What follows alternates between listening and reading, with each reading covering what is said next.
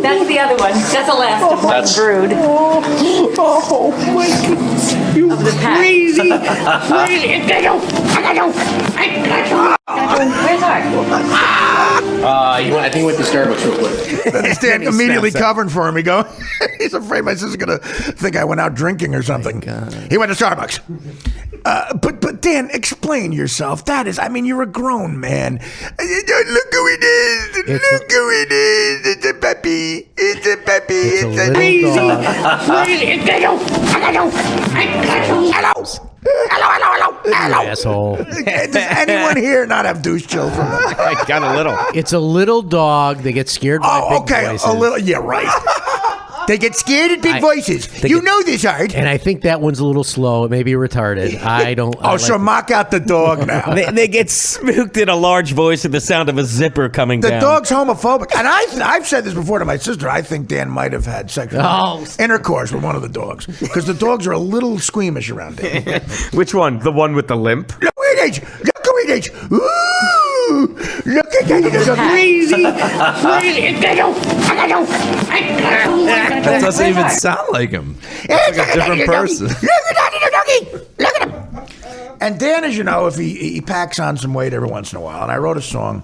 I don't think this song is clever or funny in any way, but I'm doing this because we can get away with this on a podcast. This is under the category of shit I could only do on a podcast. I wrote a song for Dan based on that doggy talk called I'm a Fat Fag. It's cute. I'm a fat fig. I like dudes and greasy foods. I'm a fat fig. I like swallowing jizz and cheese whiz. I'm a fat fig. I like french fries and hairy guys. I'm a fat fig. Mayonnaise and parades for gays. I'm a fat fig. I want a cheese wheel and guys who squeal. I'm a fat fig. I need bromo and another homo. I'm a fat fig. I like bagels and lox and black cocks. I'm a fat fig. I like Nestle's quick and second dick. I'm a fat fig. I like salty nuts and fucking butts. I'm a fat fig. I like extra mayo and Scott Baio. I'm a fat fig. I like that. I'll swallow every crumb and all your cum. I'm a fat fig. I like Famous Amos and Greg Louganis. I'm a fat fig. I'm a fat fig. I like extra white dough and super hairy Rob Lowe. I'm a fat fig. I'm a fat fig, and let me end this by saying this. I'm a fat fig. I love Richard Simmons' piss. I'm a fat fig. I like a shellfish tower and Eddie Bauer. I'm a fat fig. I take bubble baths. Thanks for adding that in, Dan. I didn't know Eddie Bauer was gay. I'm going to have to take my winter coat back. You really didn't know that? No, is it gay? No, he's not bad. I think he's Abercrombie & Fitch. That's all I can think of. Eddie Bauer. I'm like, Fat oh, fig. shit. I like Famous Amos and Greg Louganis. That's the best. The Greg Louganis, Famous Amos. Just play the dog again. I thought Mayo and Scott Baio was That's really... pretty Play good, the too. dog again. Oh my God. Look who it is. Look who it is. Look who it is. That's the other one. That's the last of one brood.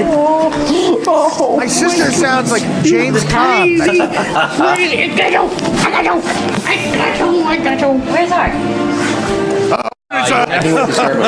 He's definitely not drinking somewhere. He's not doing H in the shitter. Yeah, he's not shooting heroin. What are you doing over there, Falato? You look creepy. That must be name. He sounds so gay that I think you can get rid of your cleaning lady and he'll just do it for you for free. This was an AP bulletin just about 10 minutes ago. Really? Cabaret Joel star Joel Grey comes out as gay. Jeez. Well, Jennifer Grey, his daughter's shocked. Well, there's another story. Dan, was that a story about John Travolta? Was that recent that a kid... Yeah, it happened in the last 2 weeks. Another kid claims at a hotel or wherever, another masseuse type kid, that John Travolta came on to him at 3 a.m. And listen, the best thing for the gay community would be for a guy like John Travolta to come out and say, listen, and he's heavy set too. He's a fat pig. Did you guys ever hear the voicemail that we got about John Travolta? The what? The voicemail that we got? No, let's hear it. On yesterday's podcast, Artie said John Travolta's gay, which I don't disagree or agree with, but I didn't say that. I'd like him to elaborate on that, because if he's a fag, I would like to know. Was he out on an LA party and saw him fucking blow a dude and get semen all over his face? I would like to know that. Yeah. All right, bye. No, I didn't say that. I said that I can't say it for sure. He's never said it. I'm saying there's evidence that would make you think that he's gay. And the issue is... A preponderance of evidence. The issue is he has kids, so he probably feels bad. Maybe it would harm his kids and his wife, Kelly Preston, if it came out. But I feel John Travolta is at least bisexual. Joe, your thought? What are your... And he's heavyset, so what do you again, think Fat Fig, my new hit song applies to him. But he mispronounced Idina Menzel's name. You would think he would know that. If I'm a fat fig. I like... So what are your reasons for thinking he's gay? The haircut? What do you mean the reasons? All these people who come forward and say they hit on him. Yeah, why are you pussyfooting around this, Joe? Geno, explain what I'm talking about. He's a queer. He likes the cack. No, I'm just saying. I'm just saying, why would you think? Yeah. I think it because of the way everyone else thinks it. What do you mean? Okay, because of the accusation. If you see hoof prints, don't think zebras. One of those things, okay? Geno, do you know what? Because Joe wants to get look who's talking 3, I guess. I mean, come on. I don't know who you're trying to protect, Joe. I'm not disagreeing with you. Fat Fig, I think Travolta seems a little gay. He can eat all day. And he likes you're Joe mailing that one in, dude. Yeah, it didn't sound convincing. It did not sound convincing. I'm going to try it again. I think he seems a little gay. Next, it's not about what he seems like. I'm talking about the 4,000 people who have said he's come onto them. Right.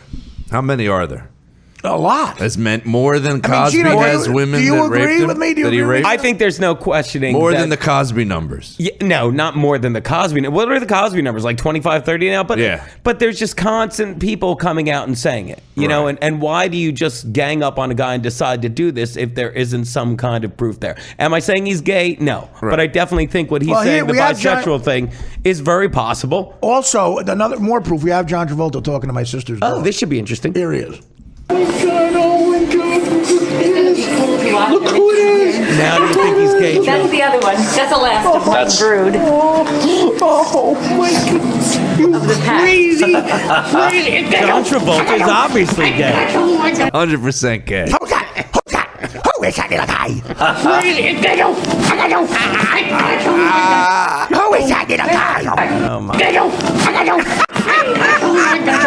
It's unbelievable.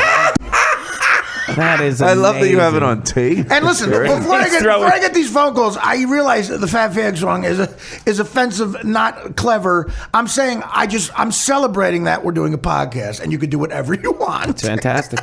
And I mean, this is, you couldn't get away with this anywhere else. I used to have a Greg Louganis joke, actually. Really? What was it? It was. You used to have a career. This was probably part of it. Oh my God, Geno all over. What the hell was that? Stop it. I said, what do you think? Joe, come back. What do you think? Doo-doo. What do you think was worse? Greg Louganis getting diagnosed as HIV positive, or finding out Screech from Saved by the Bell was playing him in the... what's that? I fucked the joke up. No, I What's hear the girl? I think you're taking liberties. Wait, Screech what's that girl network? Lifetime. The Lifetime movie. Yeah, there was a Screech, not Screech. I can go out and get a coffee. You really fucked. I can go out to Starbucks and get his coffee while he's doing this joke. See, I should have had a coffee before we did the podcast. I meant Slater. Slater, the guy you hate. That guy. Mario Lopez. You hate Mario. Is this the actual joke where That's you just the joke. conjugate the entire cast? I fucked the whole joke Bell? up, and then I explained that I made the mistake, and the crowd goes wild. Now I think it's hilarious. They can't get enough I'd of like me to change fucking my up. answer. That's hilarious. I'm a fat fig. I like extra mayo and scapeo. That's my favorite. Would you rather have HIV or See, have because there's Slater a Y play? in mayo, but Bayo doesn't have a Y in Would it. you Yet ra- it rhymes. I'm How re- does he do I'm it? really asking you. What? Would you rather be HIV positive or have Slater play you in your Well, now Lifetime you're trying to movie? recover. Of course, the Yeah, I mean, you are not. Of course, you'd rather. Have no one AIDS. wants it. Yeah. I would rather have full-blown AIDS. Full-blown AIDS. I would rather have fully blown AIDS Or have Slater than have play. Mario Lopez. Mario Lopez's dimples. How many hates it. mornings does he have to scrape the jizz out of those dimples? How many mornings has he had, like after some fucking orgy at some house in Malibu, so he could get the part in a Lifetime movie? Has he had to like take a pair of like tweezers and scrape the dried up cum out of his dimples? Again, the podcast, we can only. Do you find tweezers work best for Do that? you think there's a lot of women out there I know that maybe they don't have a problem with their husband being into men on the side? Who's Mario Lopez? Who's Mario Lopez? Imagine if you're going to do a threesome, like every dude would want to see two chicks. Why are you winking, Joe? Meanwhile, I would imagine if you're a chick, you'd want to see two dudes, so that's kind of a win-win for Kelly Geno's Preston. only problem on the radio is he does visual jokes. I asked him why he was Wink, winking. wink. But that wasn't a visual because he wasn't really winking, but I implied he was and didn't want people to see. That's what a wink is. Like when he was doing the Slater joke and he kept winking because he wanted to screw up on purpose. Now I'm helping him with the fake wink. I'm a fat fig. There's no Y in Scott Baio. Geno How does it rhyme with I like Baio? Geno Bisconte. Well, the reason Geno's here, by the way, here's the story. It's 'cause you want Is me this to the see it. guy? Oh my God! What? Let's talk more about his bald head. Wow. Yeah, he looks odd with the new hair too, John Travolta. He does. Oh my goodness. Who's the guy here? A creepy-looking John Travolta raised eyebrows by chatting with a handsome stranger in an empty Florida gym during the wee hours. Yeah, Or as he calls them, the wee hours. Empty Florida gym. Thanks for getting that. An empty. What is John Travolta doing in an empty Florida gym at 3 a.m? He's doing a trainer. What is he doing there? Hey, could you help me? I need you to spot me. For Yeah. a second. He claimed he doesn't get enough time to exercise, so that's the only time of night. Yeah, he has four. He owns 4 757s. He doesn't have a treadmill in his house. He goes to public gyms. He has 4. He has a landing pad in his backyard. I knew I and he should doesn't have an elliptical machine. I knew I should have bought an elliptical instead of that last 750. Yeah, instead of the 757, I want to get a little gym outside by the pool. I should have got that Tybo DVD, but I blew it on a plane. I'm a fat fig. I like Grease in the movie Grease. I'm a fat. All right, so Geno's here, and here's the real. I feel bad about this. We got this voicemail. Here's the real reason Christopher Cotton's not here today. We got this voicemail from the Bronx Zoo. Tragic. Yeah. Hi, Artie. This is Dave Wilcox at the Bronx Zoo. Recently, one of our male gorillas, Christopher Cotton, escaped from his winter enclosure here at the zoo. We have been informed that he's been seen and heard on your podcast. We're actually interested in having Chris come back to the zoo. So if you would contact me with your information, we can come over and bring some bananas, set up a trap, and bonk him on the head, bring him here back to the zoo. All the kids love that big old monkey. So give me a call back. This guy cracks himself up. He should crack himself up. So here's the thing. That is how you deliver a joke, Matarese. Later. I was not gonna sell out my good buddy Christopher Cotton, but I was contacted by some local authorities and said it's probably best. So they sent over the bananas in the trap, and we trapped him. I bonked him on the head myself. Bonked him. And Christopher's now back at the park. Was that me bonking him on the head? Oh. Also, do you have the black guy who left the Guinea Wap Dago one? Because I want to talk about a tweet he sent. Another guy, a black guy by the name of Patrice, actually claims that he wants to be the leader of the Black Artie Lang fan club. He claims there's 8 of them right now. There's 8. There's 8. That was all. There's 8 subscribers. How does he claim that? Where did he get those numbers? Interesting. Also, okay, go ahead. Yeah, Artie, why don't you try making the voice message longer? You Dago, Wop, Guinea, garlic breath, pizza slinging, spaghetti bending, Victor Mo, Perry Como, Luciano Pavarotti, solo me and non singing motherfucker. All jokes aside, my name is Patrice. I have, unfortunately, a girl's name. All jokes aside. And I would like to be put in charge of the Black Artie Lang fan club. I think calling ourselves the Artie Lang fans, essentially, black fans of Artie Lang. So give that some thought. Run that through. Let your people talk that through. The likes of Dan Falato and that jerk off that does a sound effect. I forget his name. Flippin' catching shit. Terrible radio voice. Love the podcast. I'm one of, I believe, 8 black subscribers to the podcast. We're a small cohort, but powerful.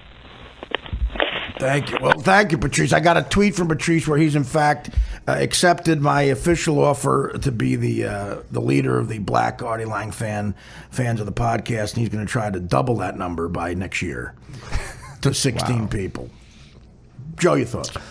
I just can't believe this kid would rat on me so late at night. I was just working out. Nice. Travolta. Terrible Travolta. Travolta has to go to the fucking Crunch near his gym, near his house. I just like working out late. At 3 a.m. And look at the kid. Look at the thumbs up he's doing. Yeah, in the but see, picture. this would not convince me John Travolta's gay. Well, no, but this kid is, it's the sheer numbers, man. Fair enough. That I agree with. But it's really, all kidding aside, it's about 50 guys in the last couple of years. Right, 50. Dan? I mean, at least, what would you say, 50? 50 guys have come out and said he more than hit on me. He rubbed up against me and was grabbing my cock and all that shit. The 15-minute conversation soon took a turn towards awkward, claimed Justin. He asked me what I do for a living, if I was married, if I have kids, and what I do with my spare time, added Justin. When asked if I thought John was sizing him up, Justin said, I understood what was happening when it was happening. It was his body language. It didn't make me uncomfortable, but I noticed it. Now that I believe all these, but this doesn't make me think, the guy was doing anything else other than, I don't know. I guess he didn't realize that was the same guy from the boy in the There's a plastic big difference bubble. between this and the guy that he might have went down. He might have gave him what he wanted. Getting a massage and he was grabbing his junk. There's a big difference between that and do I have kids? Just blow me now and get it over with. Jesus. I think Joel Grey coming out at 82, but Travolta might go that route at 82 years old. He'll finally come out. Travolta might go, listen. Was Joel Grey ever married? Yeah, the kid, Jennifer Grey. Jennifer Grey, the actress. That's right. From, what's she, Dirty Dancing.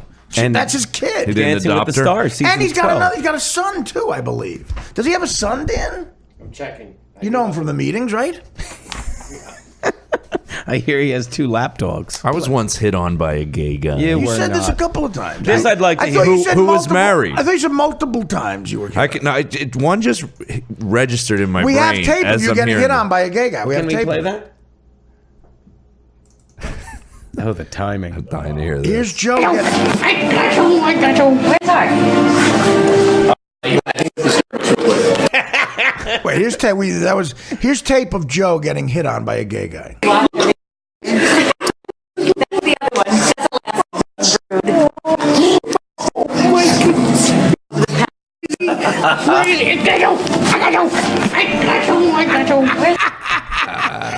Hello, Joe. Hello. That should be Artie's new. But everyone gets hit on by gay guys. You think like That was the one time in your life you got hit on by. Yeah, I thought this one was happened quite a bit. But this one was uncomfortable because I just remembered it because I was aggressively hit on, and I was young, and he was my boss. I just remembered it. I need more. Why don't we get you? Well, you want to get more specific? The guy's going to sue us. I was this. No, he won't. This guy. I don't know where he is now. I remember. I'm not.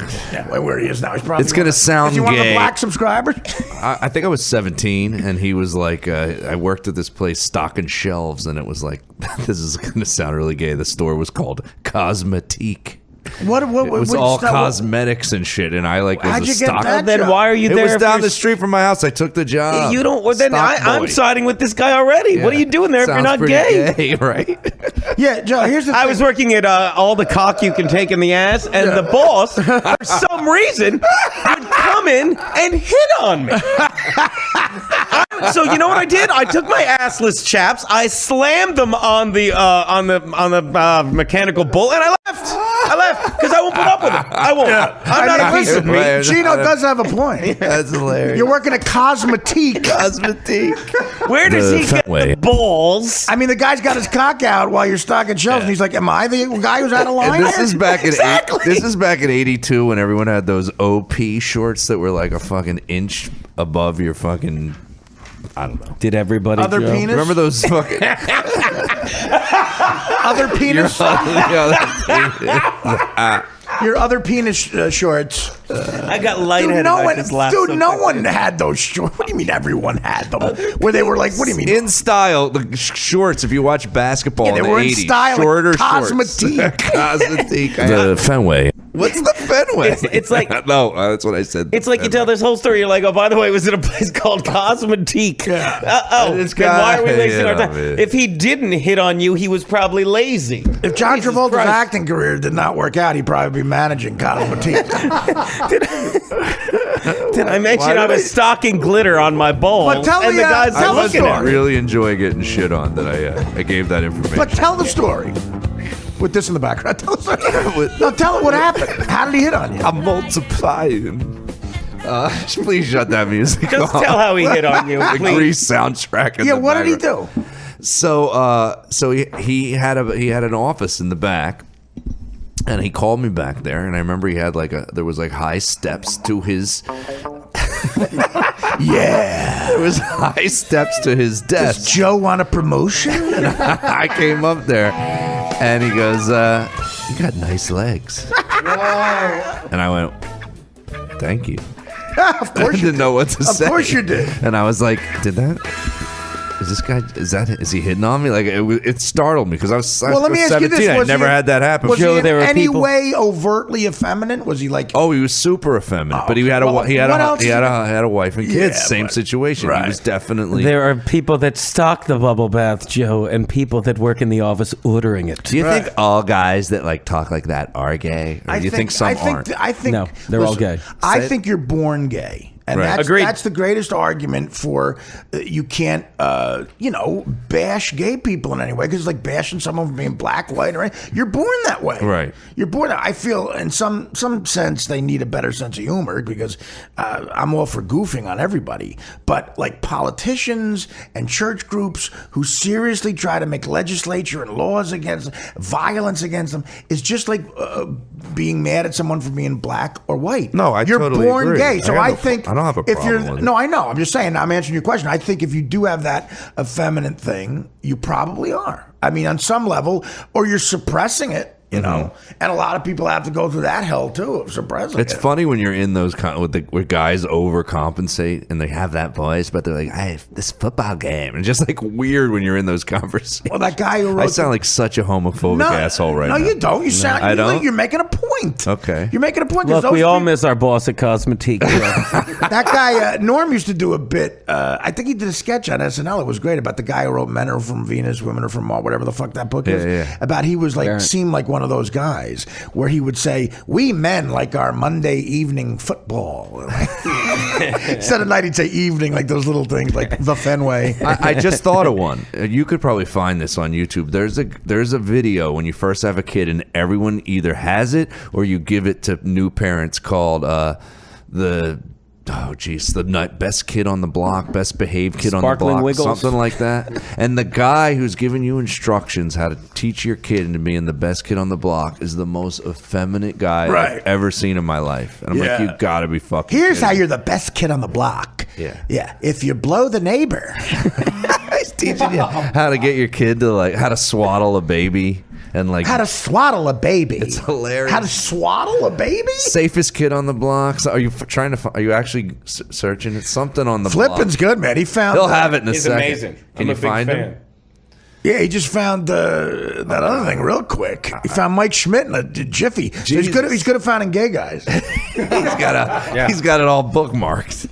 Did you find it? No, I can't find it. We'll have to look for it during the break. Is there any way we could play Mike Schmidt and Dan talking to the dog over each other? That would be amazing. Don't put me next to Mike Schmidt. Hey, we should all be so goddamn lucky. Listen. Most home runs in Wrigley Field by an opposing player. I can't Like stand. Jack. Here we go. Ready? Some 18 years ago, I left Dayton, Ohio I'm already laughing.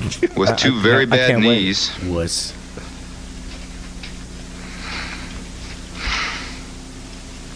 And a dream to become a Major League Baseball player.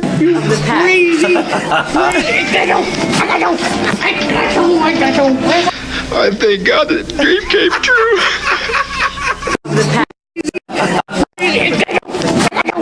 To walk away. However, he leaves behind. You're not paying James Flippin enough. Oh, that whatever is it is. great. Oh my God. That is good stuff. That's beautiful. All right. We are going to take a break. That was a lot of fun. And by the way, I have the rights to the Fat Fag, so don't try to steal it. And Damn if you it. play more than 7 notes of that, I will sue your ass. Damn it. Geno Bisconte sitting in. Joe Matarese still getting over being viciously hit on at Cosmetique. Cosmetique. How long did you work at Cosmetique for? I have a bad memory.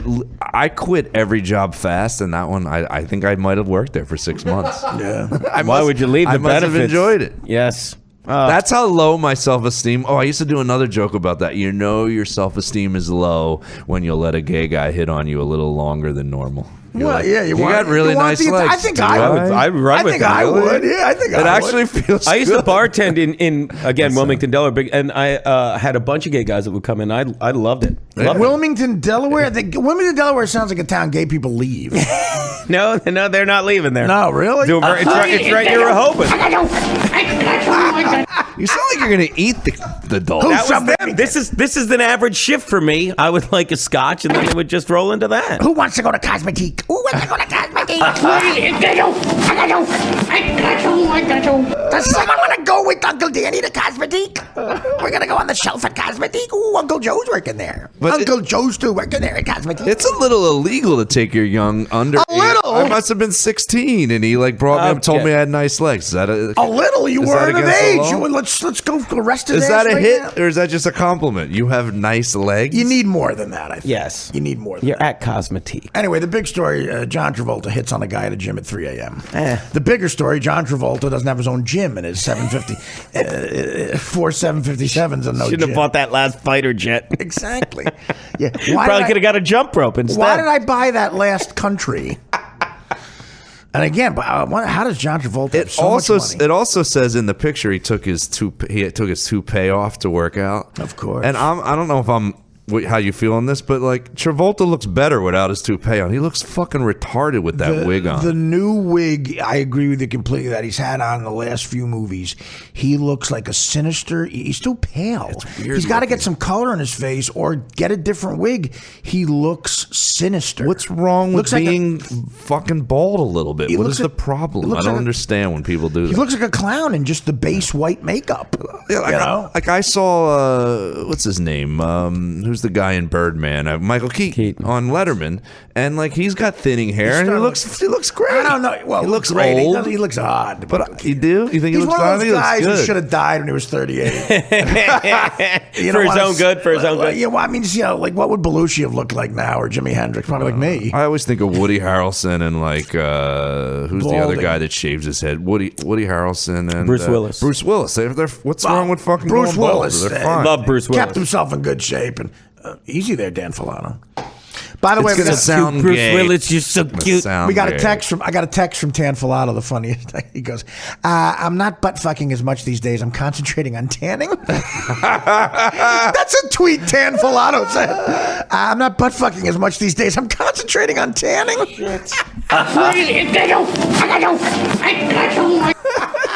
All right, we're gonna take a break. We come back. We'll get the great Craig Gass on the phone. Great comedian. He's out in Seattle. He's a huge Seahawks fan. He's from Seattle, so he's out in Phoenix. He's got full media credentials, and he's asking ridiculous questions. What did he ask someone on the Patriots?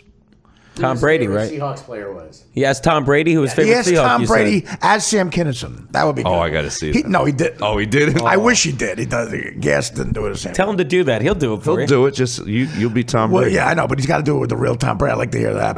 But so Gas got into media day. Look at this motherfucker. Well, he was on the sideline for the game last year. I know. Like he's a big Seahawks guy, and they all know him because he's a comic that weasels his way into shit. But he does good. He's funny. I love Gas. So he's going to join us in the next segment and talk about Seahawks and what it's like being out there in Phoenix. I've been to the last 3 Super Bowls in a row, and I must say it's fun for a little while, but I'm glad I'm watching it on TV this year. I really am. Take a break. Fun first segment. Geno Bisconte sitting in. Matarese back. Cotton back at his winter enclosure. Those are the headlines. Back with more Artie Quitter after this.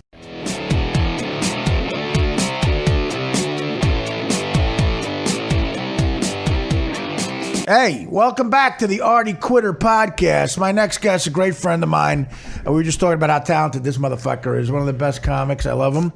Does impressions, tells great stories, and he's a huge Seattle Seahawks fan, and he's officially our correspondent out there. He's got a lot of credentials, maybe every credential. He was at Media Day, and he's our good friend, Greg Gass. Greg, what's up, man? No, man, it's exciting to be on the phone with Artie Lang, the all-time phone number champion in my cell phone, with a combined total of 14 phone numbers.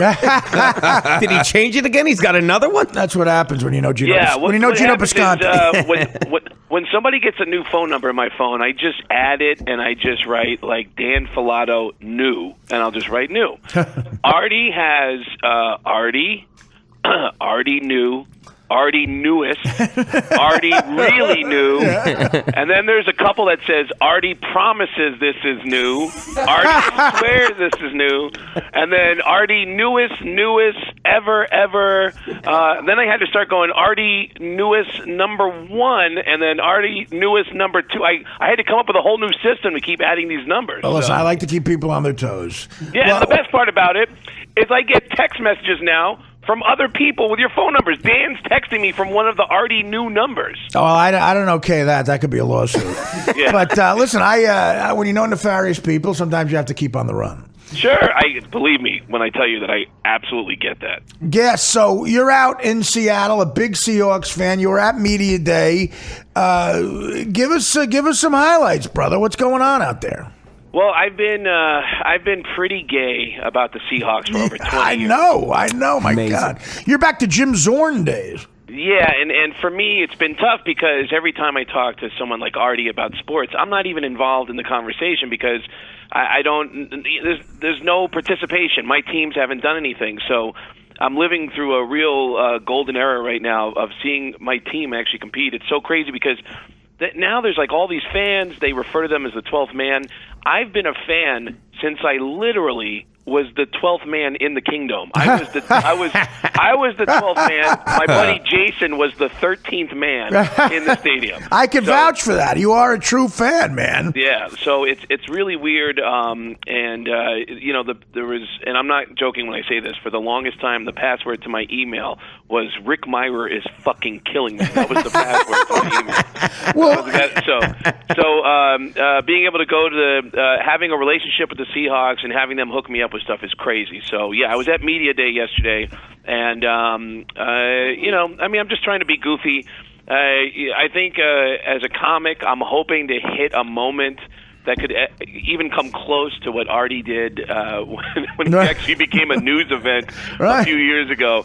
And I remember seeing the video. I don't even think Artie expected that to happen. The look on Artie's face was like, holy shit, I can't believe he's saying this. When you asked a guy just like in jest, you asked a guy about how he felt about homosexuals, right? Well, I know I said, are there any gay guys on the 49ers? And this kid, again, you want to try to go for the younger guys with that who might not be as media savvy. He was a young kid. But no one could have predicted the rant he went on. My God, it changed. It was for a while the number one most talked about story, and then someone got injured, so it was the second most talked about story of the week. And it got a lot of. But again, I worked for DirecTV, and DirecTV was great to me. I worked there for 3 years. I did my contract basically for the most part, and I left. But I thought. This is where you're not on the same page as your bosses. I thought they'd be ecstatic about that attention, but DirecTV is in bed with the NFL, and they did not like that attention. I don't think they were a conservative company, and I was like, all right, I guess, we're not going to last because I go for the jugular with edgy shit like that, and they didn't want that. But it was fun to get that attention because it's hard to do. But well, what's your take on Marshawn Lynch, man? You're a fan, maybe you're biased. Give us do you know him well personally, or what's the deal? No, I'm not biased. I mean, I'm torn between, is he an asshole and should he play along, or do we have any right in saying, come on, you do what we want you to do? I mean, I don't know. I see both sides of it. And I guess for me, the ultimate argument could be, listen, when there's certain things you agree to do, and we all have to do shit to make a living. There's shit that we don't like doing, and we all have to do this shit in order to make a living. And these are the one of the things you're expected to do.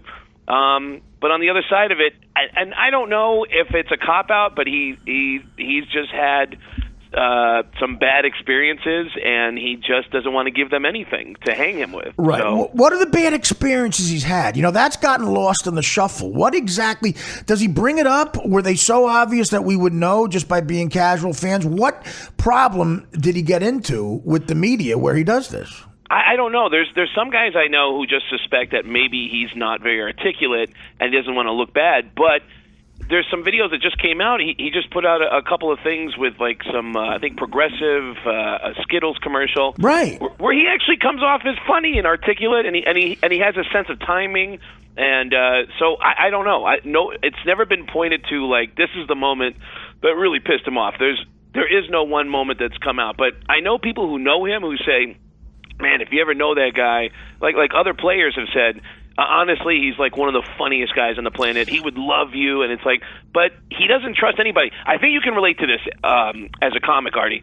When things start going really well for you, for no good reason, it seems, suddenly a lot of people in the business want to be your friend. Oh, of course. Yeah, absolutely. Yeah. And it's weird. It's awkward, especially when you're... I'm sitting with two of them right now. Hey, buddy. Right. Hey, buddy, what are you doing? What are we doing after this, pal? Nice shirt, Artie. I like your shirt. No, go ahead. I understand. Go ahead. Coffee's delicious. Yeah, so it's weird when you've always been in a position where nobody gives a shit about you and nobody wants anything to do with you. I know that too, yeah. And then suddenly everybody wants to be your friend. So I think he's just really cautious. He doesn't trust anybody. He's from Oakland. He's from the inner city.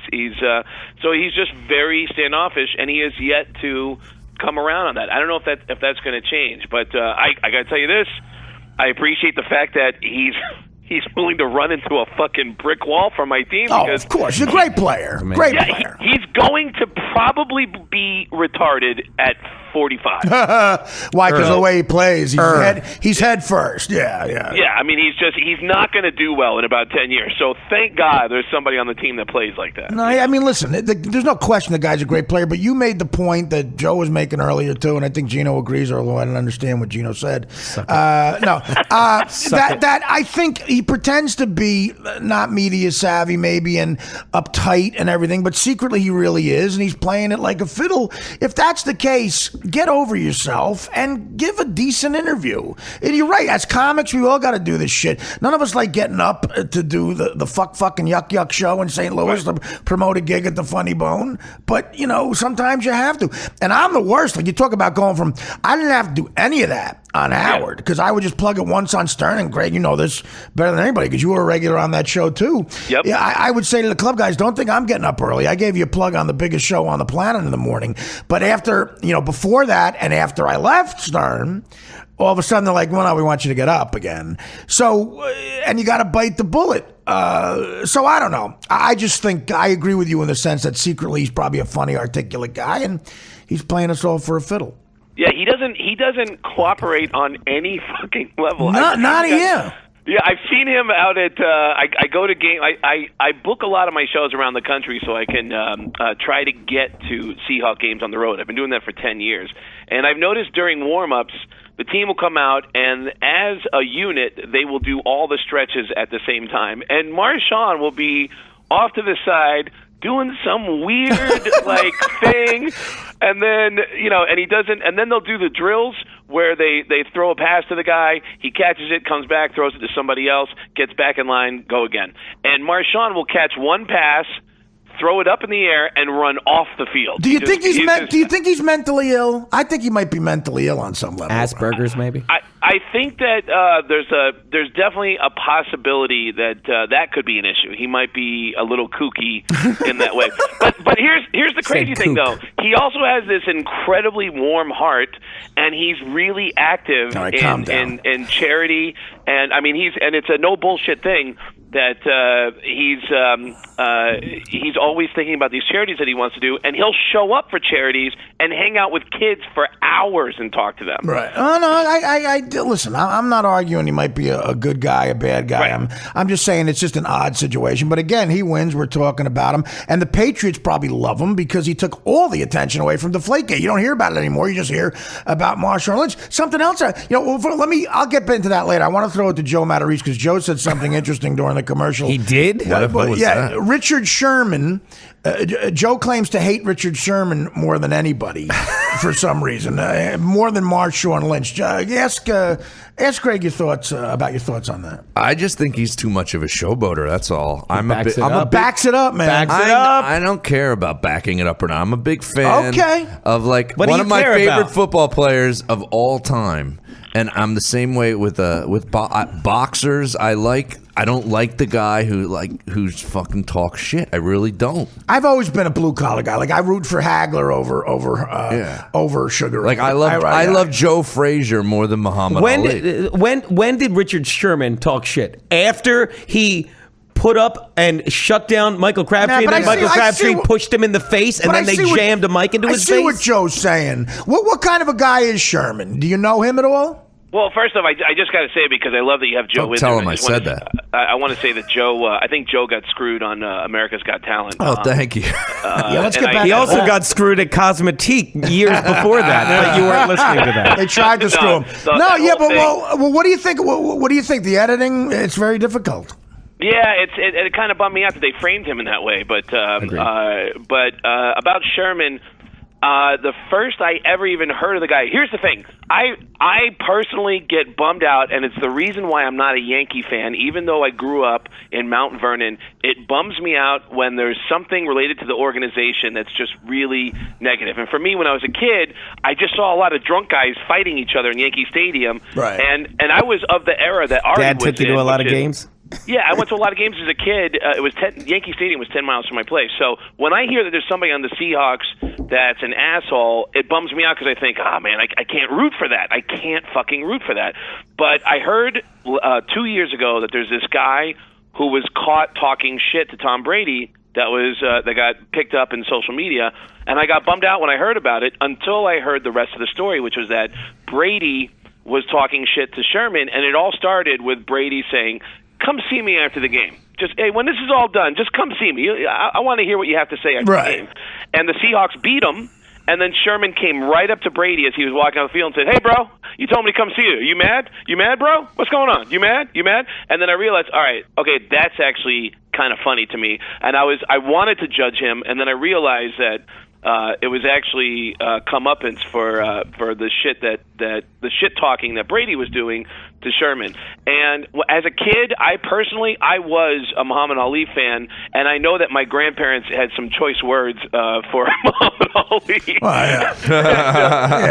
not like him, you know, because in that era, it didn't look well to have a black guy, talking smack, saying I'm the greatest, and history has gone in Muhammad Ali's favor. I think that history is going to go in Sherman's favor too, because he plays really well and he's really good at his position. So I personally, once I was ready to judge him, and I was ready to go, fuck, I don't know if I can root for the Seahawks with an asshole on my team. Then when I heard the rest of the story, I was like, that's actually pretty cool. And another educated kid who goes back and does a lot of charity work in his hometown as well. Yeah, Craig. Geno Bisconte, first time, long time. If I can add to that story, because we've had this conversation. My brother is also a huge Seahawks fan. I could rattle off names like Kenny Easley and Fred Young. Well, first of all, it does sound like Gass's grandparents had the same nickname for Ali. My grandparents had. Which was, of course, you would be right, Artie. Ungrateful moon cricket. Moon cricket. Which is pronounced in Italian moulignon. No, But on that, and this is what I was just saying to Joe, and I think you'll agree, Richard Sherman, and this is coming from a Charger fan who's used to seeing terrible, lackluster defenses that can't talk smack because they can't back it up. Richard Sherman will say something that no one notices, and he'll say it very matter-of-factly, like that, you know, it's like, look, I think we can beat them, blah, blah, blah, and no one notices because they're all focused on the media darling that is Tom Brady, and you'll remember that game. New England should have won that game. They were winning like with 3 minutes left, and one of the receivers beat a Patriot cornerback deep. So it's just like Tom Brady was in that interview, just everyone shoving a mic into it. So it's like, what happened? What happened? And that's when Richard Sherman, who no one paid attention to, saying, you know, we can beat this team. We are at that level now. That was the coming of age time for the Seahawks. And they catch him going, you mad, bro? Because all Tom Brady did was treat him like a nobody, going, why don't you talk to me after the game? But all people that aren't media savvy notice is him saying, you mad, bro? And like, this guy's an animal. Same thing we were talking about. There's more to Same every thing we're story. talking about with Crabtree when he says Crabtree's not a good receiver, and Crabtree is not a good receiver. Colin Kaepernick is a punk. And this is just a fact. And then Sherman makes the biggest play of his career. This is Geno not on coke. Doing everything he said he would do, and Crabtree pushes him in the face, so he's all heated. Aaron Andrews puts him in the face, and he goes, yeah, and he screams, and he even apologized a couple days later but all people because he scared Aaron Andrews to death. How about when Aaron goes, what did the bad man say to you? She didn't say bad one. But I'm siding with Gas. I'm sorry to cut you off, buddy. But Sherman is just a guy that doesn't talk smack. He backs up what he says, but he gets crap because of how he is. All right. No, I think you did sway me. You did sway me. Geno nailed it. He's absolutely right. The first that anyone, including me, and I'm a Seahawks fan, I didn't know anything about that guy until that Tom Brady moment, and that really was the coming of age. Like, wait a minute, who is this guy? Because the Seahawks, Seattle sports fans are not used to having anyone with an attitude or a personality that stands out so much that the media grabs onto it. So I had an adverse reaction when I first heard about this guy talking shit to Tom Brady so much that it caught everybody's attention until I heard the rest of the story.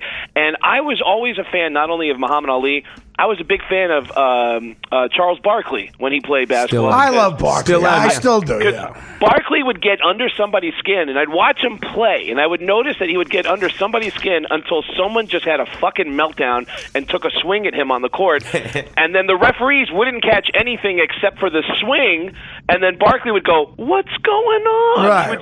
Rodman was like that. Yeah, Rodman had the same. I love that. And Barkley said something years ago that shocked me. In today's day and age, Barkley would have never gotten away with this. But 20 years ago, the first Dream Team, Charles Barkley did an interview here in Phoenix with other members of the Dream Team where they had the international press in front of him, and one of the members of the international press was from China, and they asked Charles Barkley a question in a really bad accent, and Charles Barkley paused and said, "Ching chong, ching chong chong," and everybody laughed, and he would have gotten killed for that today. If I can run with this, Charles Barkley, your fandom of Seattle and the Seahawks, I love Charles Barkley to this day because he still comes out and speaks his mind and speaks it intelligently. He was the one that when the Seahawks, and this is another reason that I love your Seahawks getting one, when the whole thing with Percy Harvin went on, and this is how when comics say something and I talked about this with Artie before the show, how comics say something that's brilliant and addresses race, people get all nervous. But when other idiots say something so veiled and blatantly racist, no one notices. When Russell Wilson and Percy Harvin had the coming apart, and everyone's like, well, he's not black enough to run the locker room. Charles Barkley comes out and says there will always be crabs in the barrel that rather than lift themselves up, try to pull other people down. But the reason they were saying he wasn't black enough, Russell Wilson, because he was dating white women. Percy Harvin was black enough. They were saying, and I'm sorry, correct me if you think I'm wrong, because he was a thug who was punching his teammates like Golden Tate. And they sit there and say these dumb things. Yet, you know what's bizarre? Since they got rid of Percy Harvin and went back to the offense that they used all year last year, except in the Super Bowl when they used Harvin, they have won their last 8 games and are averaging 27 points a game, holding their opponents to under 10. Yet no one goes back and addresses the fact that what they were saying was, that's racist to say if Russell Wilson was blacker, this never would have happened. Don't you agree?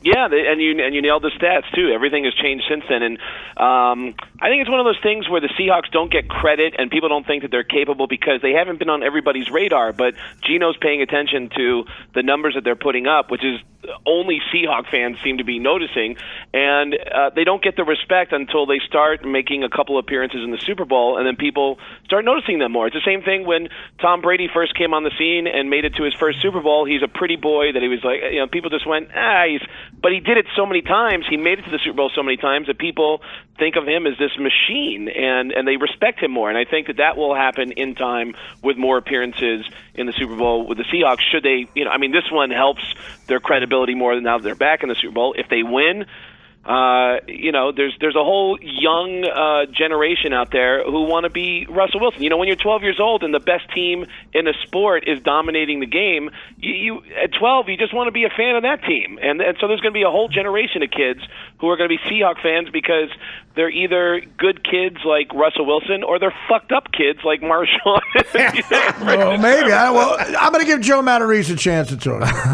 Joe, go ahead. I don't remember what I was even going to say. You were going to say something. You said you had a point to make. What I did about Richard Sherman. I think he was going to ask his boss from Cosmetique. Oh, I know what it was. Because I agree with you guys now, and you turned me on. I feel bad that I said something about Richard Sherman because you can be very overly competitive on a field, and to the point where you might act a little asshole-ish, and then be like kind of a regular person. Like, because I can remember I used to play baseball and stuff, and I used to get so fucking crazy on the field. I can remember throwing guys out at first and giving the finger as I threw the ball. Well, you were an angry guy. But I was aggressive. But then afterwards, story. I would have hung out with you. We could have had a couple of beers or whatever. So, to say what I said about Richard Sherman, he did some. That brings me to the other side when you said he donates his time, he shows up at things, and he gives back to the community. That is huge, and I am a fan of players that do stuff like that. He said, "Yeah," and I say do. I typically want to take that side when I hear that someone is a loudmouth, but the more, and I'm a Seahawks fan, and it almost made me think, because I have heard about guys that are on the team that I thought, fuck, and I kind of back off a little bit because I know from my friends who work with the team that there's a certain guy on the team who's just an asshole. He's just a fucking caveman. He's an asshole, and it makes it hard for me to root for the team. There was a guy who played for the Mariners named Milton Bradley who I remember him attacked his wife with a fucking baseball bat, and I just thought, I can't root for this fucking team. I can't do it. Not if that asshole is on the team. And as soon as he was shipped off, it was like, all right, I'm going back to paying attention to the team again. That's how strongly I feel about assholes. But Sherman, as it turns out, if you just go a little further than scratching the surface, he actually has there's a lot to like there, but he does have a big mouth, which is what gets him all his attention. But he's on the box for the Madden 2015, so he must be doing something right. He's a marquee player. Well, what about let's get on to the Deflategate just a little bit, because there's shreds of it still left out there in the media.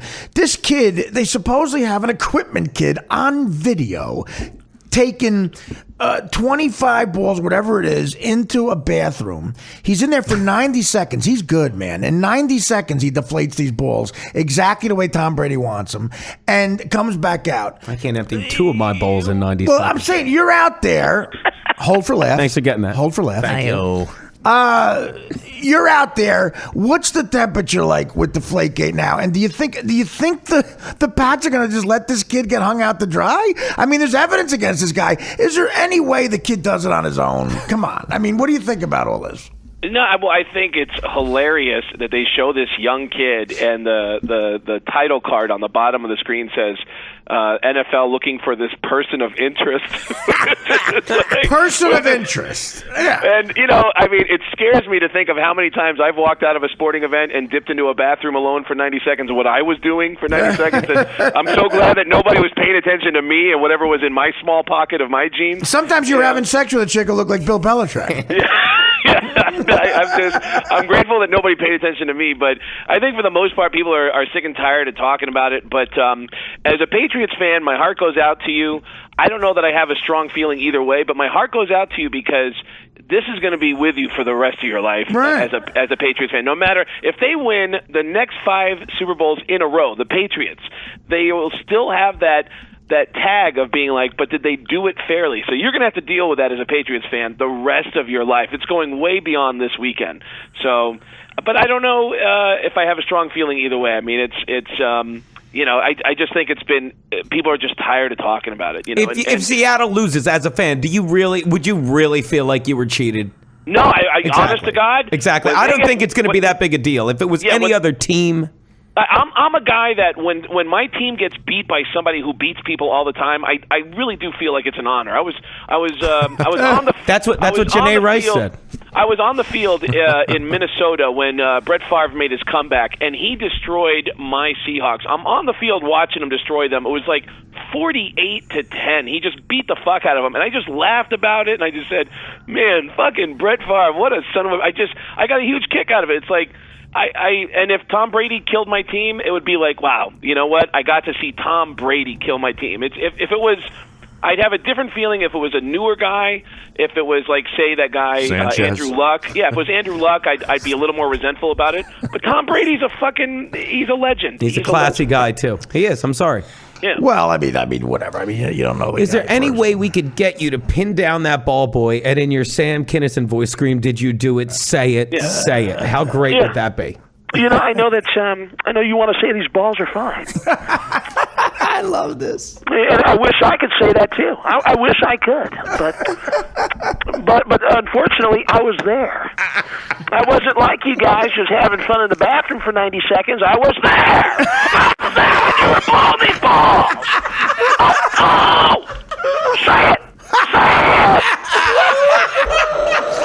The kid would give it up in 2 seconds. That's great. That is. I want the assist on that. I asked him to do it. Calm down, Bisconte wants an assist. Assist? Rajon Rondo. Yeah. No, were you guys watching the game on Sunday? I'm probably going to be. I mean, it's funny. I was at the last 3. Oh, yeah. Yeah, because of working for DirecTV. I've been to 4 total. I went to one in Miami as a spectator in '99, Falcons and Broncos. Broncos, yeah, that was Horgate when the guy in the Falcons Eugene Robinson. Yeah, Eugene Robinson. And then last 3, I had full media credentials for the last 3. And like you said, made a splash in New Orleans with the gay gate. So I'm going to probably lay low. I may do a portion of Monday's show. A portion of Monday's podcast might be me watching the game with all my picks. I will let you guys know tomorrow on the podcast for sure what my picks are. I will be putting at least 2 dimes because I'm going in with a $10,000 cushion on the coin toss. I'll let you know. I want to say which team? I'm happy you got your own thing where you have total freedom to do what you want to do. Oh, it's amazing. I've been excited ever since I heard about it, and I hope I can join you in the studio and do it right next to you someday. So. Anytime, man, anytime. Listen, I apologize. I went to the hospital. Me and Gas supposed to do some Seattle gigs. I would still love to do that, man. I'm coming to San Francisco. I'm at Cobb's February 20th and the 21st. Okay. If you're around, you want to come down, do a guest set or talk, I don't know where you're going to be, but let's get those Seattle dates going. Let's do a theater. I would love to, Greg. And you know what? I know a couple guys in the Seahawks front office that are dying for you to get up there. So I just did my shows out there. A really funny thing happened. I don't want to get too serious, but there's a local kid in Seattle who I don't know if you heard the story. He's a comedian who actually got attacked on stage by a fucking lunatic. No, what happened? What happened? This really nice kid. His name's Dylan. Dylan Avila. He's a local comedian in Seattle who runs a couple open mics. And a lunatic showed up a couple of times, and he would put his name on the sign-up list as Jesus Christ. And he was red flag. JC. Yeah, the guy's crazy. He's just batshit crazy. And then finally, the kid just said to him, and it's not something that happens often at an open mic, but this kid felt strongly enough that he said, "Listen, man, you got to stop coming here. This isn't working out. You're making everybody uncomfortable every time you come here." The next week, the kid goes on stage to start the open mic, and this fucking guy walked in with an aluminum baseball bat, one clean shot right in his face. Holy Boom. shit! And then as he went down, another clean shot on his skull. Wait, this happened on stage? This happened on stage. Another clean shot right in his skull and crushed his skull. Oh, and then when he went back for the third swing, all the comedians got on and just beat the shit out of him. I mean, they fucking wailed on him. And if he would have gotten that last shot in, the brain was already like, the skull was already touching the brain. He would have killed the kid. So I did a show. I already scheduled the show. This is the one I wanted to do with Artie in January, and I already scheduled the show. But I took the money from the ticket sales and I gave it to this kid. And one of the guys from the Seattle Mariners walked out on stage with a Mariners batting helmet at the end of his set to give him a batting helmet, which was a really cool move. His name's Rick Riz. He's the voice of the Mariners. Well, how was the kid? How was the kid, the comic? Is he okay? Shockingly okay. His when he got hit in the jaw, nothing happened to. He got bruised, but his jaw's okay. None of his teeth were broken, but he got 20 staples on his head, on his skull, and he has an aluminum plate in there now. Jesus. And he's all his vital signs. They were checking with him for days. He was fine. And I asked him. I said, "Look, I'm going to give you money either way, but if you want to get on stage." It's a big theater. I know as a comedian you probably want to get on stage. So if you want to get on stage, you can. And he did. And it was a really neat moment. And but fuck, every comic who heard that story it resonated with all of us. You know. Well, listen. If he let's do a couple of shows. If the kid needs money on any level, I'm willing to do a free show, man. Okay. That's as a fellow comic. That's like a nightmare. Joe, did you hear about that? Geno knew. No, I never heard about that. Was this. all viral. I think. How long ago? I think that.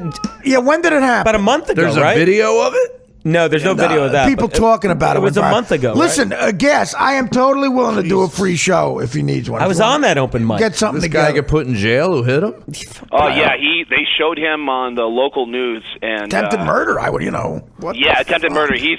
I don't think they even gave him any bail. And when he you see his back, and then when he turns off to the side, his whole side of his face is completely puffed up. They fucked that guy up. Not enough. Well, listen, Gas. Again, let's talk about doing it, but. A couple of shows then maybe, but I'm willing to do a free show for the kid if he needs it. Let me know. Let me know, right, man. Okay, I'll let you know, and thanks again, and I'm looking forward to joining you guys in the studio. Real quick, we know you like the Seahawks, but real quick, under/over's 48. So give me what you like under/over at 48 and what the score is going to be when the Seahawks win. We know you're going to pick Seahawks, but give me the score, and we'll know from the score your under/over pick. But go ahead. You know what? I hope they win, and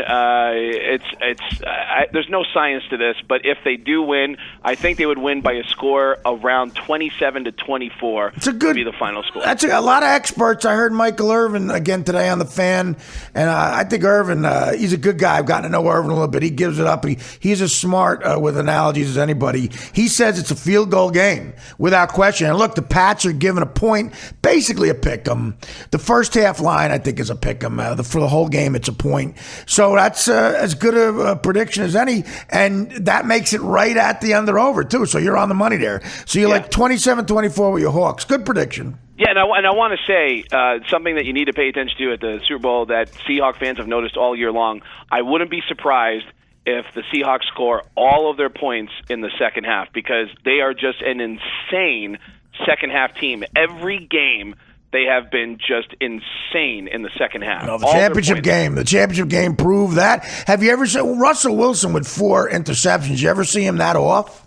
No, it was really, but two of them were just bounces that went Green Bay's way. No, you're right. They were You're right. they were Curse's fault. The first one should have been a catch. And You're the right. fourth one should have been a catch, too. Right. That was even worse. Right. Yep. You know what it reminded me of? That game for 2 hours and 50 minutes. I don't know if you...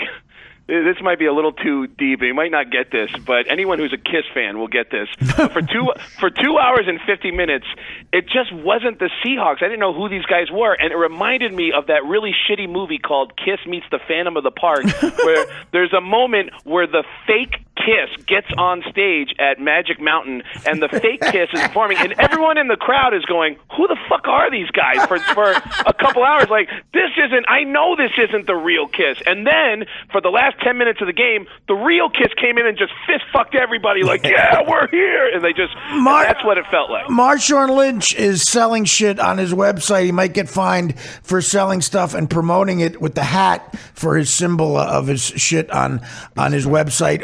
If Gene Simmons were doing that for Lynch, how would that sound? Here's the thing. Everybody, I disagree. I don't know if I agree with how the NFL runs their program, okay?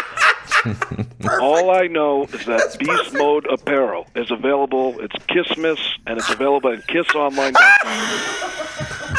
It's Kissmas. Listen, I don't even get what these black people are into, but I know that if you go to KissOnline.com, that's perfect. You can get your Beast Mode. You can get your Ace Frehley gold teeth right now at KissOnline.com. They're selling everything. Gas, be safe out there. Have a great time, and thanks for calling in. You're amazing. And let's contact Falato. I'll get you my newest promise. It's new number, and we'll get some shows going. Especially if we can get a show for that kid. If he truly needs more money, I'm in, man. You got it. And Geno and Joe, good to talk to you guys, man. I'll see you soon. Go Hawks. Good save. Good save time out there. Yeah, well, the Kinnison's great, but goddamn, I forget his Gene Simmons. It's amazing. If you we were talking about, I don't want to. Kissmas. If you ever get the chance, find the clip when he was on your show, Artie, on DirecTV, talking about when he was pretending what is to be. The story? What is the story? All I remember is he did a Kiss. Kiss does cruises or something. Yeah, of course they do. And he went on air acting like he was Gene Simmons. That's what's great about those impressions. Because it's true. Gene Simmons whores out. And Gene Simmons is a cool guy. I've met him a couple of times.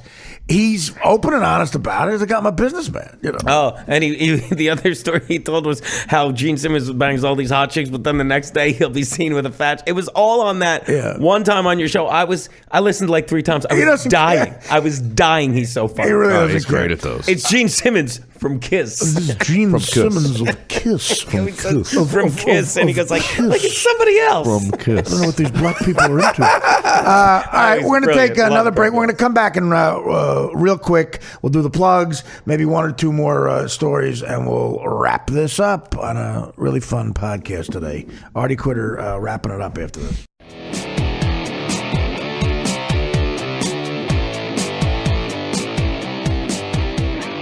Hey, welcome back to the Artie Quitter podcast. Geno Bisconte's here. Hey, buddy. And, of course, Christopher Cotton back at his winter enclosure. And I feel bad I set up the trap. Joe Matarese back with us. Geno, I don't know if you've heard some of the podcasts. We have a guy who... is this the same guy calling him? He's called him as Derek Jeter. One of the best Derek Jeter impressions you're ever going to hear, especially following great guests. Oh, man. This is his Derek Jeter impression because I've learned to mimic it. I'm not quite as good, but hey, Artie, this is Derek Jeter. Thanks for coming to the games. So, I mean, Spot on. Was that him? It's dead on. Was that Derek Jeter, or are you going to do him in a sec? That was me doing the guy doing a brilliant Derek Jeter. Oh, okay. If you want to hear his Derek Jeter, do we have that? This is the master. How you doing, Artie? It's Derek Jeter, man. How you doing? I just want to congratulate you on your new podcast, and best of luck. Thanks for coming to the games. Thanks, buddy. Bye. He wasn't sure if he was going to say his name. Funny. Okay, so that's the guy, and still, he's just the phantom impressionist guy. He's left some new ones. He's left about 50 so far. Wow. So someone's unemployed. Here we go. Artie, it's Clint Eastwood. I want to direct you in a movie. Actually, a prequel to Beer League. It's going to take place in the 1800s, the Wild West. What? Here's what I got so far. Okay. You invent the ball and the bat. cornfield. I invent a ball and a bat. While out there hitting the ball, It's Young Guns meets Field of Dreams so far. of an outlaw, one of the baddest outlaws in the plains. That outlaw gets pissed, and he challenges you to a duel, a shootout the next day. The thing is, you never shot a gun in your life, but you ain't no pussy. He's starting to So sound you go like to the that. Eastwood. You go to the duel, and you go like a man with a bat and ball.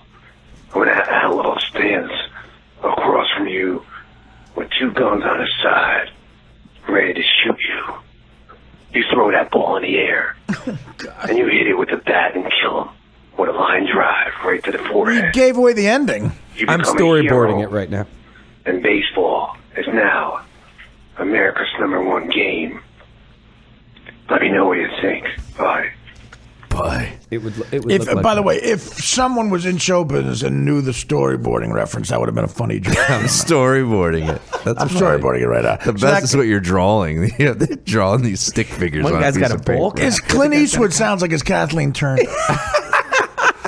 To me, a prequel to Beer League. I mean, you should be in Little League or something. So right? you're trying to- Why are you in the? you're trying to poke 1800s? holes in his I'm thing? poking holes here. See, that's because you're not thinking outside the box like Mr. Eastwood. You're was. saying it's illogical, what he's saying? I know. I'm saying I think a prequel to Beer League as you as a Little Leaguer actually is a good pitch for a film. Yeah, well, I can't get a Young Artie. I can't get a dime to make anything.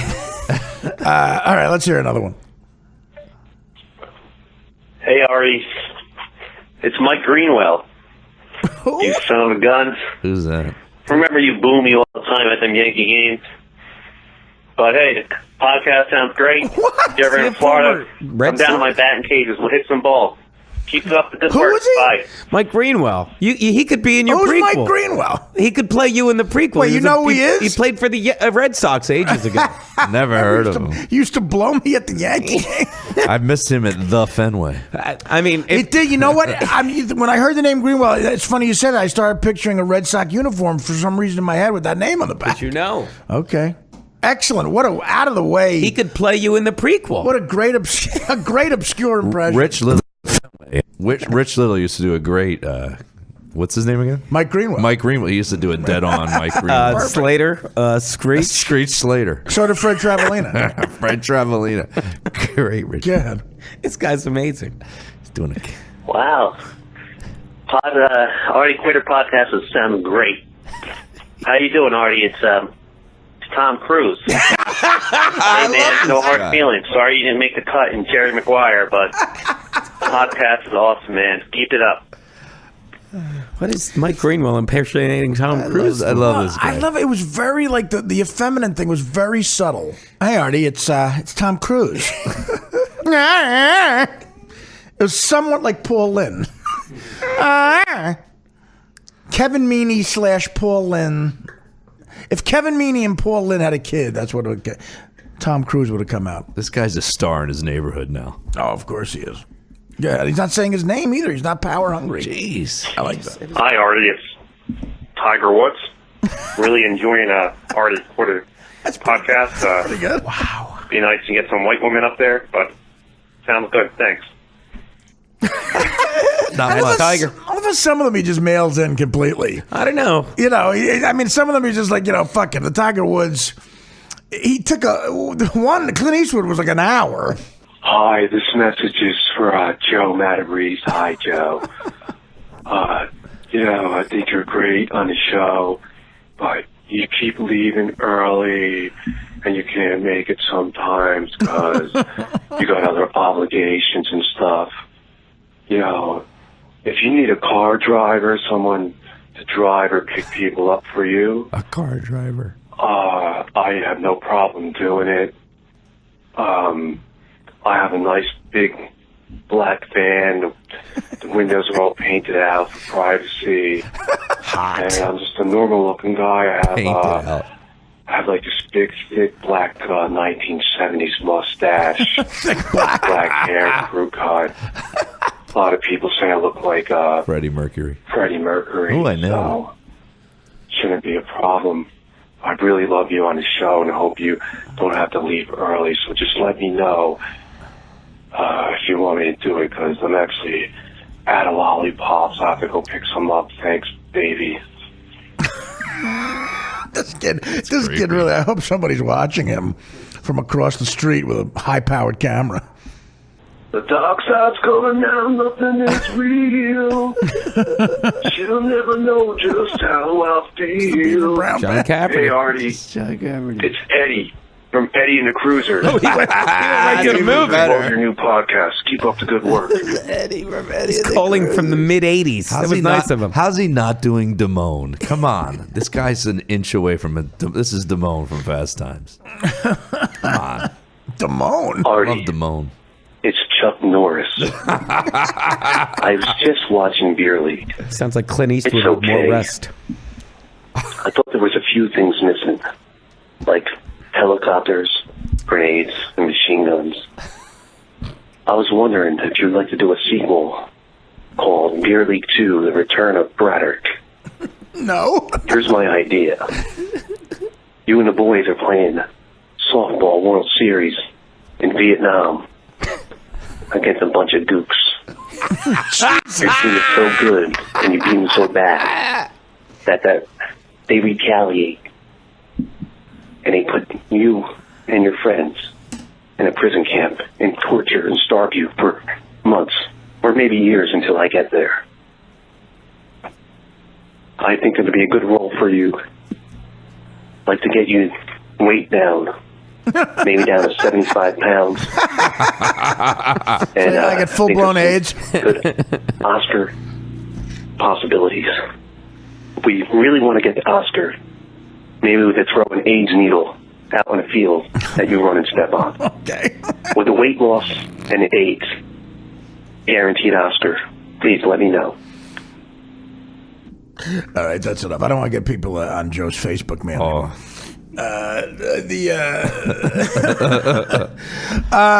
So I want to get a prediction from Geno about the game. We talked about this. Yeah, but not on the air. I know, but I'm saying, I don't know why I say that. You're right. I'm an idiot. But I see this game shaping up a lot like last year, and I predicted Seattle last year, and I said that then. What I'm saying again, you have to Did you predict it to be that much of a blowout? No. But I was on Ron and Fez. I got into a side bet with this guy who was insisting the Broncos would win, and this is why I said I thought Seattle would win. And it's the same thing. People sit there and they look and they say, I love Tom Brady. I love the Patriots offense. They have an improved defense. Their offensive line has been amazing since the Chiefs game. But everything you're basing it on, and you do, it's the NFL, is their schedule versus Seattle's schedule. And when everyone sits there and says, I love Seattle's defense, which you have to, they just showed the stat, they're number one overall defense and number one in yards allowed per game and plays per game in points. But they're doing this. Their defense is without a doubt amazing, but their offense is stymied because it has to play against the NFC West, where you face the Niners twice, the Cardinals twice, the Rams twice. Meanwhile, the Patriots are doing it against the softer AFC West. Jets defense, I'll give you. The Dolphins defense lousy. The Bills defense was okay. They threw away a game against the Bills last week of the season. But my point is, I just really think Seattle is a better team. I think Seattle wins this game by 6. If you want to score for me, I'm going to say 23-17. Well, yeah, I want to score from you. I gave it to you, 23-17. And I like the under based on that. Next time we have an hour to kill, we'll get Geno's prediction. Told us about the Bills. The Bills offense, the Jets offense, the Jets defense. I'm just trying to okay, explain. 23-17. So you like who? The Seahawks? Love the Seahawks. 23-17, and so you like the Seahawks and the under. So you're going with the defense. Oh, without a doubt. You're going with the defense. All right. And you know that's odd from a Charger fan. Well, as a Charger fan, I enjoy watching a good defense because I don't get to see it with my team. No, well, I mean, no, but I'm saying I think I like the way the Pats are playing, man. So it's I like the Pats on the over. I like the direct opposite. I think it'll be a good game for a while, but I think the Patriots. Well, they're both second half teams, but I think the Patriots, sort of come back and get it together. I think ultimately, well, let me ask you this. Belichick, I feel, is a better coach. What do you think about that? I think Belichick's the best coach I've ever seen or will see in my lifetime. I agree with that completely. Right. So you feel though it's just he doesn't have the horses to beat. It's his sixth Super Bowl. So you're giving it to Pete Carroll. But the thing about Brady is, and I'm paying him, he hasn't won since he got married to Giselle, and I'm not trying to make some kind of stupid cheap joke at this. Why bring it up then? Because I think that's got a lot to do with it. I think why? I think he was great when he was just focused on football, but now he's a family man with a wife and kids, and I think I just don't think he brings it. I don't think he brings as much to the game as he used to. I don't, and I'm not slighting him. I think he's great. I think he does care. I think he wants to be in that upper echelon of guys who have 4 rings so bad. Well, he hasn't done well the last 3 times. I really think he wants to be in that upper echelon so badly. 4 rings puts him up with Montana and Bradshaw, and that's sure. it. And this will make him 500 in the Super Bowl. 3-3. I mean, that's kind of, you're losing your legend there. But man. Seattle's looking to become the first time back-to-back champs since New England did it in 2002 and 3 or whatever. I think Deflategate, if he doesn't win this game with a bit of a punctuation, Deflategate blows up more in his face. Eli Manning was on a panel, and even Eli, who's just as diplomatic as they get, is saying something's crazy, something's weird with this. I'm just dying to know how this whole Deflate thing ends. Clearly this kid... That kid falls on the sword. That's what I heard. That's what they're trying to right now. Well, I mean, the only one who could have anything to do with it, I would argue, is Tom Brady. Belichick said it, and I believe him. He's like, I don't give a fuck about how the balls are played. I don't touch a football during game day. I have 800 responsibilities. And he even said players have come to me with certain requests about, and he's like, I don't care. Right. But the only person who would do it and would have I could go up to a ball boy if I'm Tom Brady and be like, yo, kid, I need these balls to be at this PSI. Do your thing. I'll give you money or whatever. I'm Tom fucking Brady. Whatever. And I'm not saying that happened, but I'm saying that's the only logical way I could see it would happen. I mean, listen, this kid... he does something like that. What's in it for him? There's got to be something in it for him. Dungy had another thing that it's very conspiratorial, but Tony Dungy, there's a guy whose opinion, Dungy's a smart guy, and I have not heard his opinion. What is his opinion? He said it could be a disgruntled Patriots employee, and here's why it makes sense. Because setting them up? Well, just because here's the thing. Because when it first happened, they're like, well, DeQuell Jackson intercepted the ball, and it shows how goofy the media is. And he's like, this is underinflated. When they asked him, he's like, are you out of your mind? He's like, I didn't notice anything about that. So the question is, who tipped them off? I think this happens all the time in football, like with under and over inflated balls, like if a quarterback. That's a good point. Somebody had to tip them off. And maybe I'm wrong. Does anyone know? I didn't read about it. No one has come out and said this is who told us. Suddenly they just know to check the football. So who are you saying is the disgruntled employee? Some guy, anybody who somehow knew that this kid talked to, or somebody who had access to the balls, deflated them, and then said to the refs at halftime, "I think you checked those footballs." Oh wow! I'm not saying it's right, but I'm like. The thing that gets me is that's an out there prediction. How they know to check these balls. Wasn't there a complaint by Indianapolis in the previous game? Oh, by the Ravens?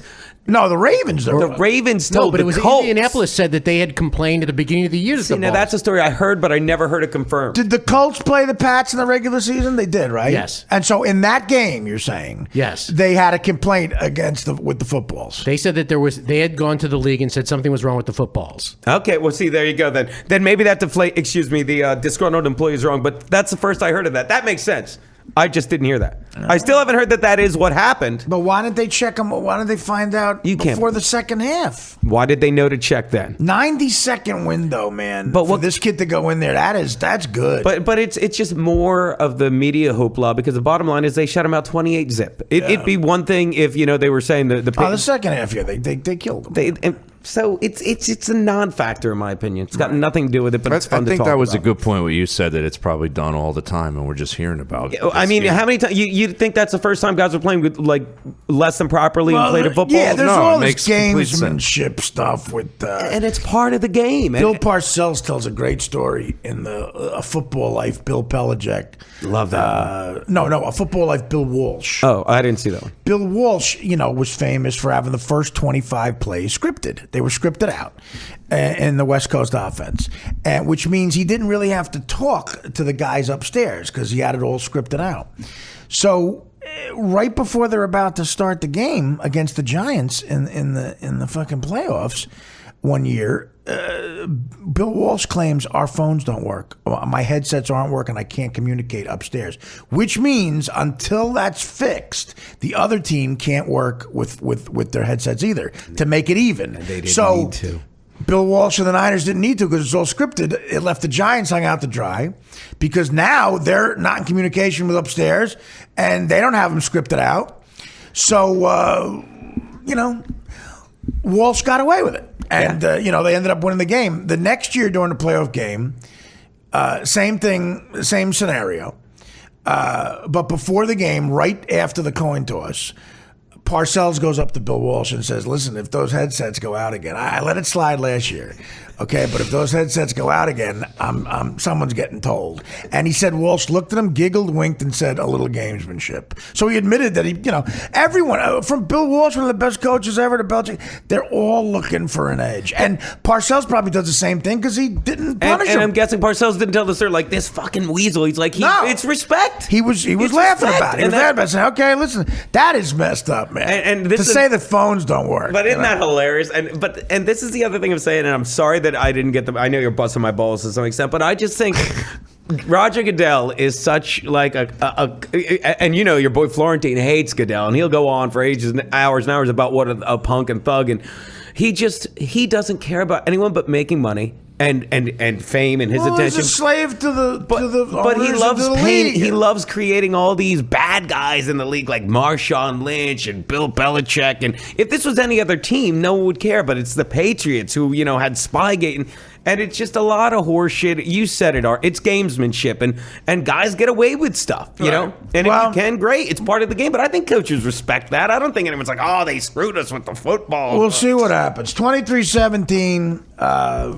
Seahawks winning is from Geno Bisconte. And if I can plug my video, Geno's picks that I picked them all. We'll get to the plugs in one fucking second. I had a lot of coffee. Delicious. But 23-17, so he likes the Seahawks and the under. Are you going to be here tomorrow? Yes. Flipping, you here tomorrow? All right, so we'll get your predictions tomorrow. I'll give my lock of the week predictions. I will have 2 dimes on the coin toss. I'll let you know who I'm betting. Oh, on the coin toss? I'll have 2,000 on the. No, I'm going to bet on a bunch of stuff, but I will have. But you'll have 2,000. At least 2,000 on the coin toss. I'll tell you which team I'm going to bet to win the coin toss tomorrow. And what's 20 grand called in betting schemes? 20 large? 20 G? No, well, that's just the way you say 20 grand. 20 dimes. 20 dimes. And I will tip my hat to you because last time 20 dimes with a D. Last time I was on, we were doing our locks, and you picked the over in the Green Bay Seattle game, which is amazing that they came in. Came in. I've had a lucky touch. I got a $10,000 cushion going into this. That's nice. That's why I'm definitely betting the coin toss. And we got to see if we can work this out. We might do part of the Monday's podcast, but at least part of it, maybe all of it, will be me reacting to winning or losing my fucking bets, watching the Super Bowl live from the Artie Quitter. That's one of my favorite parts in your app. That'll be funny. Artie Quitter Studios. Okay, let's do the plugs. Great show today. I want to thank Greg Gass for joining us. Look for him out there going nuts. He's in Phoenix and Arizona and Glendale, actually, with full credentials. Look for the great Greg Gass whenever you can.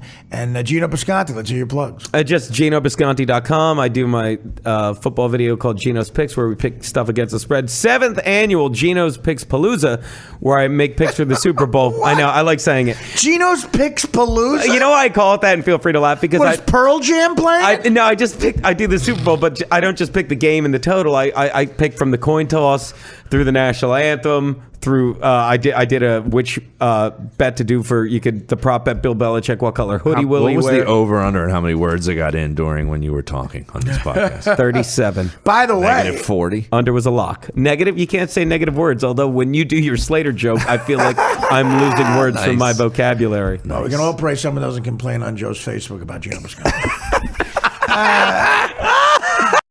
Which color will Bill Belichick's hoodie? That is, by the way, that's here. That is a prop bet. Which color will Belichick's hoodie be? It's going gray. Blue is 7-4. Red 7-1. I like red. But we went over this. It's a fact. And Gray's a favorite. Here's the thing. I said, look, and you can look it up. He doesn't wear the red. He's worn the red 6 times since 2003. He's 3-3. He's worn the blue a dozen times. He's 7-5. Are you serious? You know this? First of all, is he wearing a hoodie? Is he wearing a hoodie in will Arizona? wear a hoodie. In Arizona? That's what I said. He's going to short sleeve. Cuts the sleeves. Arizona's the only state ever to lose the Super Bowl because they didn't recognize Martin Luther King Day. I'm guessing he's going to wear a white hoodie. Okay, this guy says. Okay, give us the odds.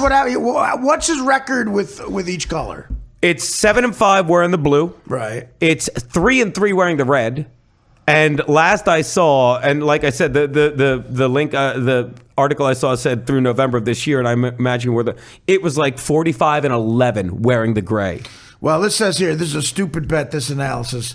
This is a stupid bet. Belichick will wear whatever shirt the locker room attendant gives him. The Patriots locker room attendant wields the real power. Well, we know that from the footballs, too. Right, so you think, if the guy hands him a red hoodie, he's going to be like, I'm going to wear that? He'd be like, go fuck yourself. That's what this guy claims. So, but red, the longest odds, 7-1. That guy's on the take. Joe, your plugs. Listen to my podcast, Fixing Joe, on iTunes or on Stitcher or soon to be on Artie's feed. They're working that out as we speak, the people that work for Artie. Yes. I think that's a little weight joke, Artie's feed. Yeah. Follow me on Twitter at the Joe Matarese, and everything else is at joematarese.com. If you want to come out and see me live, all my dates are up there. I'll be in New York City this weekend at the New York Comedy Club. You can watch later on James Flippin editing out Geno's plug. Artie Quitter. Tell your friends. Go to artiequitter.com. It's got my stand-up dates, and tell all your friends to sign up for the podcast. We're having a lot of laughs over here. Real quick before we leave, let's hear Dan Falato talking to a dog. Where's Art? Look who it is! Look who it is! That's the other one. That's the last of one brood. Oh my goodness! Crazy! I got you! Where's Art? I think he went to Starbucks. He went to Starbucks. It's Derek Jeter. It's Derek Jeter. Hello. If everyone can get over their douche chills from that, please do so. Get a good night's sleep. My predictions for the bowl tomorrow on the last day of the fourth week. We've been on a month, guys. Wow. Tomorrow, last day this week of the podcast. Artie Quitter. Take care. Brush your hair.